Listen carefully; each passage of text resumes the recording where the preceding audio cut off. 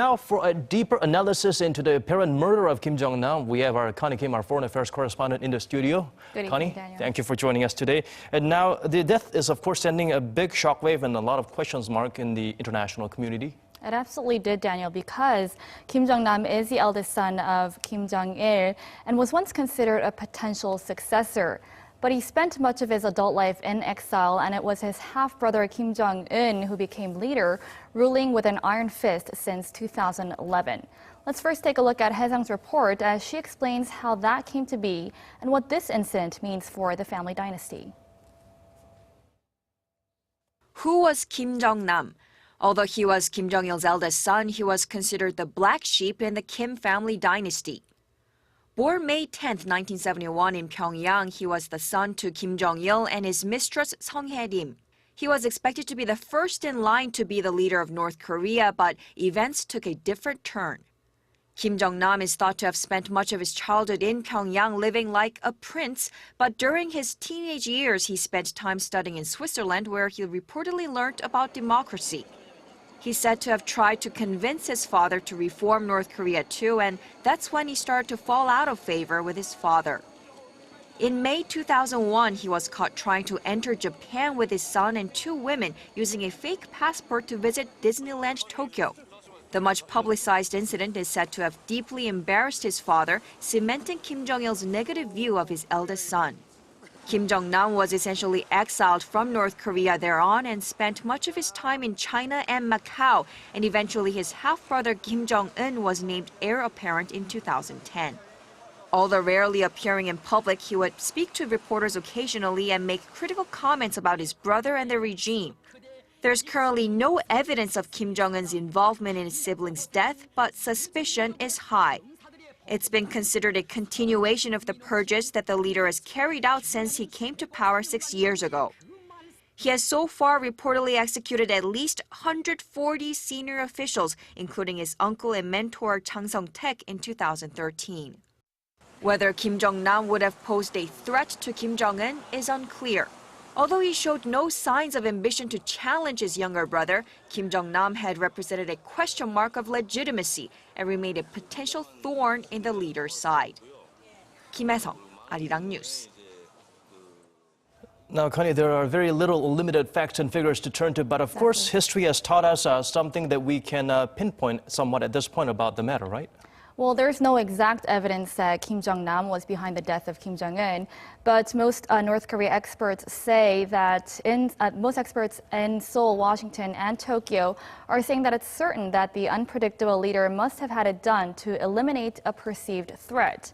Now, the fact that Kim Jong-nam is in the bloodline could be seen as a potential challenge to the dictator. In fact, as Kim Jong-un enters his 6th year in power, he's been in the process of having himself idolized as his predecessors did.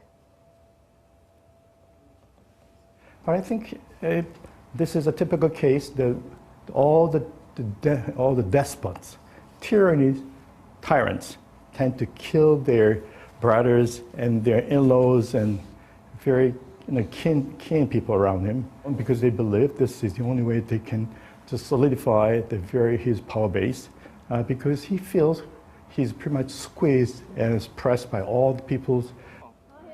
And possibly adding to Kim Jong-un's hostility towards his half-brother, Kim Jong-nam had publicly criticized the transfer of power that brought Kim Jong-un to the top of the regime, replacing their father. And another possible motive being discussed is China's protection of Kim Jong-nam in case Kim Jong-un dies.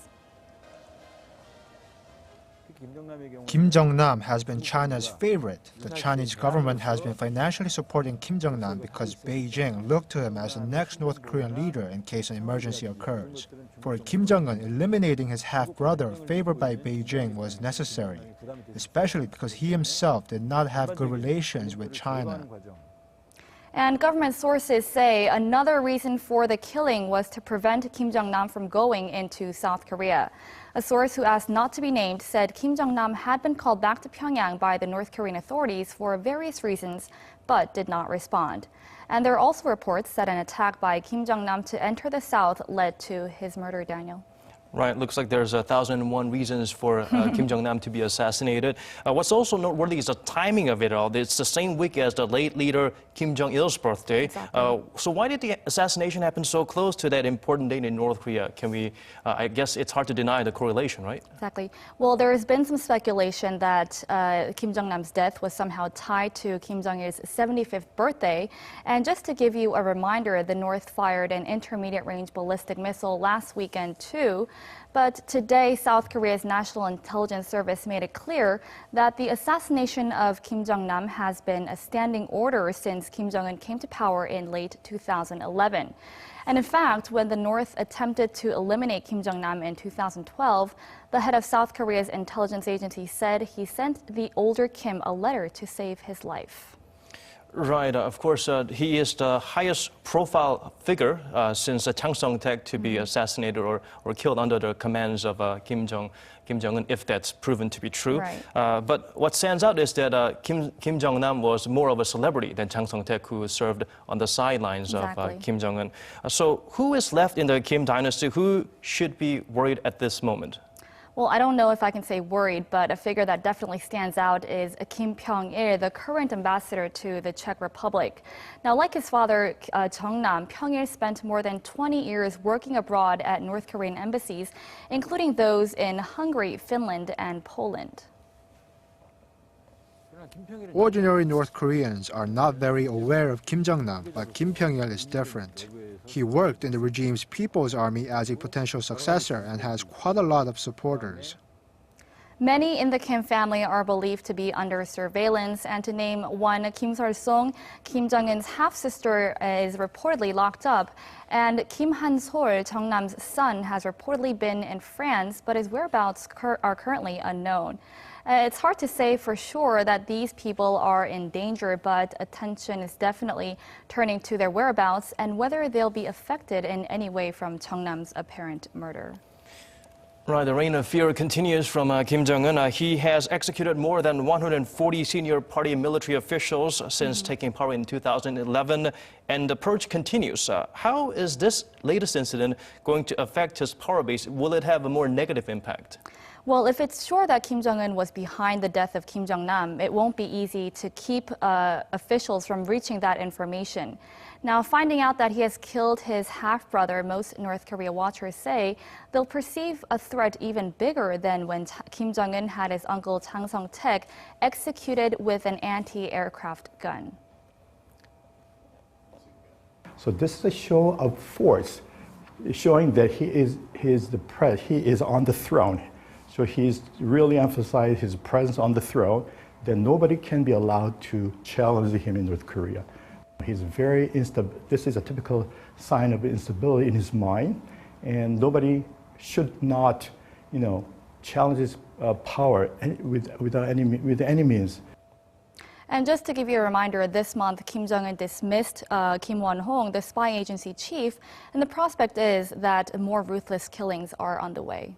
It certainly seems like he has a lot of energy reserves for that purpose. And the next big news will be the official announcement from the Malaysian government and both, I guess, the people who are affected by the purge, who are in the line of fire, as well as us in the media and the rest of the world are looking forward to that official facts and statements coming soon. Exactly. So we'll have to see what the Malaysian government says.